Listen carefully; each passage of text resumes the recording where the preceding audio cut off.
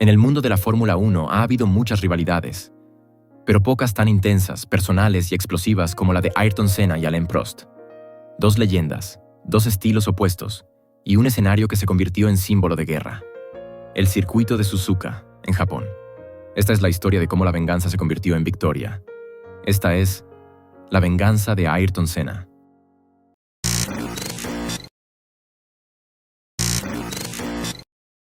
Cuando Ayrton Senna llegó a McLaren en 1988, muchos pensaban que el equipo británico viviría una era dorada sin sobresaltos, y en parte fue así, al menos en los resultados. Senna y Alain Prost dominaron la temporada de forma abrumadora, ganando 15 de las 16 carreras del calendario. Pero debajo de los trofeos y las celebraciones, comenzaba a gestarse una tensión que cambiaría para siempre la historia de la Fórmula 1. Senna era puro instinto, pasión y velocidad. Vivía cada vuelta como si fuera la última. Prost, en cambio, era calculador, metódico, casi quirúrgico en su estilo de conducción. Dos formas opuestas de entender el automovilismo, dos egos gigantes conviviendo bajo el mismo techo, y solo un volante de campeón al final del año. Cuando Senna se coronó en 1988, Prost sintió que el equipo lo había dejado solo. Y cuando llegó 1989, decidió que no volvería a perder. Ese año, la rivalidad se volvió abierta, pública y peligrosa. Prost acusaba a Senna de ser imprudente, de no respetar los límites.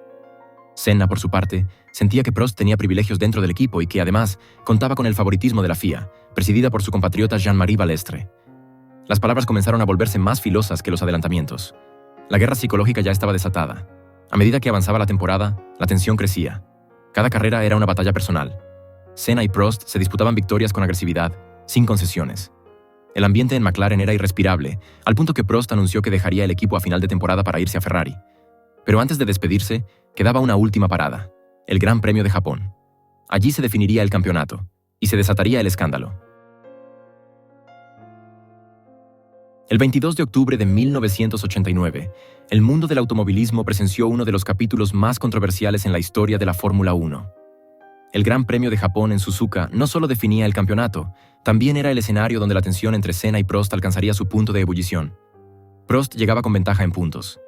Senna, obligado a ganar, sabía que no había margen para errores. Desde el inicio, Prost tomó la delantera. Senna, desde la pole, perdió la posición en la primera curva, pero no se rindió. Durante más de una hora lo persiguió con una intensidad sobrehumana. Vuelta tras vuelta, curva tras curva, hasta que en la vuelta 47, Senna lo intentó. Se lanzó por el interior de la chicana Casio, buscando ese hueco imposible. Prost cerró la puerta sin contemplaciones. Ambos chocaron. Parecía el final. Pero Senna no se detuvo. Con ayuda de los comisarios, empujó su McLaren de vuelta a pista, pasó por boxes para cambiar el alerón dañado y, contra todo pronóstico, volvió a la carrera. Lo impensable ocurrió. No solo recuperó terreno, sino que ganó. Adelantó a Alessandro Nannini y cruzó la meta como vencedor. Para muchos, fue la mayor demostración de coraje y determinación que habían visto en años. Pero la alegría duró poco. Horas después, la FIA anunció la descalificación de Senna por cortar la chicana tras el accidente. Oficialmente, Prost era campeón del mundo. La decisión desató una tormenta. Senna acusó a Jean-Marie Balestre de manipular el resultado para favorecer a su compatriota. Fue multado, amenazado de suspensión y obligado a disculparse públicamente. Para él, no fue solo una derrota deportiva, fue una traición, y desde ese día juró que no perdonaría. La descalificación de Ayrton Senna en Suzuka 1989 no fue solo por cortar la chicana tras el contacto con Prost. Oficialmente, la FIA argumentó que Senna había regresado a pista de forma peligrosa y que había recibido ayuda externa de los comisarios. Pero para Senna, y para muchos fanáticos, todo olía a favoritismo. Jean-Marie Balestre, presidente de la FISA, tenía una relación tensa con el brasileño y una conocida simpatía por Prost. A ojos de Senna, aquello no fue una sanción deportiva. Fue una conspiración. Las declaraciones no tardaron. Senna acusó públicamente a Balestre de manipular el campeonato. Balestre respondió con dureza, multando a Senna con $100,000 y amenazándolo con retirarle la superlicencia si no se disculpaba. Senna, presionado por McLaren, accedió a pedir perdón. Pero dentro de él, la herida estaba abierta, y no cicatrizaría jamás. El brasileño se sintió humillado, traicionado por el sistema, y comenzó a ver en Balestre el símbolo de una Fórmula 1 que ya no respetaba la justicia deportiva. La temporada 1990 arrancó con un aire diferente. Prost se marchó a Ferrari, donde rápidamente se sintió cómodo y competitivo.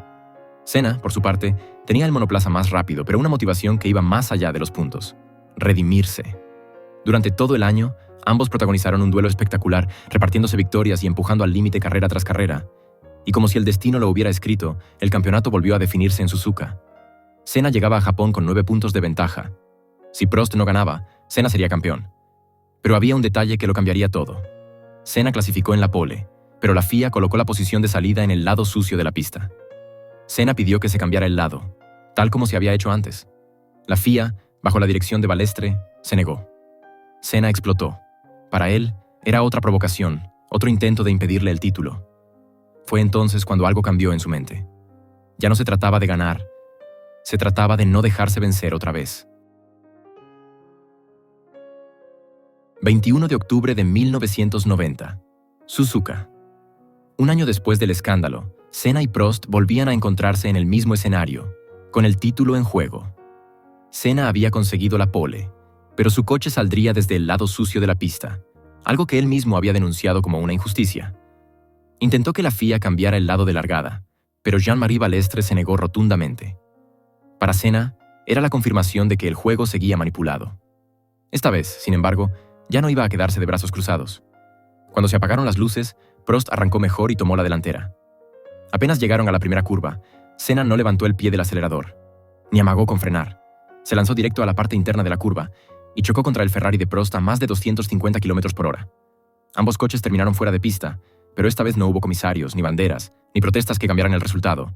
Senna, al dejar fuera a su rival directo, se coronaba campeón del mundo. El silencio posterior al choque fue denso. Prost bajó del auto con frustración, y la prensa se dividía entre los que acusaban a Senna de falta de ética y los que lo veían como un acto de justicia poética. Durante meses, Senna no admitió que lo había hecho a propósito. Pero tiempo después, en una entrevista reveladora, lo dijo sin rodeos. Sí, lo hice, porque lo que me hicieron en 1989 fue inmoral, y decidí que esa vez no me lo volverían a hacer. Aquel acto dividió al mundo de la F1. Para algunos, Senna cruzó una línea imperdonable. Para otros, simplemente respondió al sistema con la misma moneda. Pero lo que nadie discute es que ese día, la rivalidad entre Senna y Prost alcanzó un punto sin retorno. La venganza de Senna no fue solo un accidente.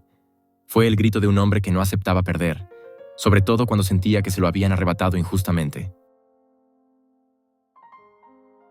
Después del choque en Suzuka 1990, la Fórmula 1 nunca volvió a ser la misma. La polémica se apoderó de los titulares.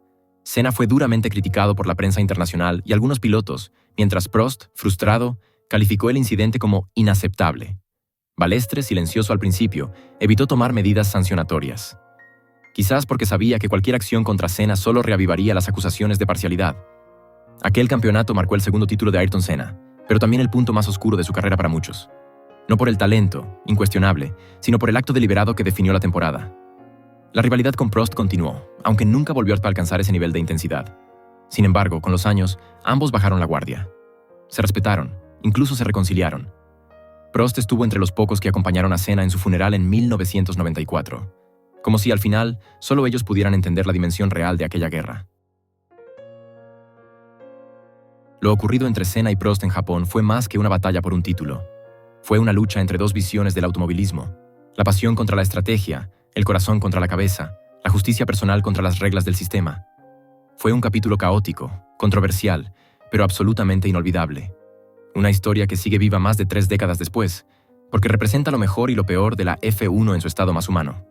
Senna buscó redención, encontró venganza, pero también dejó una pregunta abierta. ¿Hasta dónde estás dispuesto a llegar para no volver a perder? En esa curva de Suzuka no solo chocaron 2 autos, chocaron 2 mundos. Y esa colisión sigue resonando hoy, como uno de los momentos más intensos, discutidos y memorables en la historia de la Fórmula 1. Si te gustó este viaje al pasado, no olvides dejar tu like, compartir este video con otros fanáticos de la Fórmula 1 y suscribirte al canal para más historias como esta. Aquí nos apasiona recordar esos momentos que marcaron la historia del automovilismo, con toda su gloria y toda su controversia. Déjame en los comentarios qué opinas tú. ¿Fue justicia, venganza o simplemente una mancha en la carrera de Senna? Me encantará leerte. Nos vemos en el próximo video, donde seguiremos explorando las páginas más intensas y sorprendentes del automovilismo. Hasta la próxima.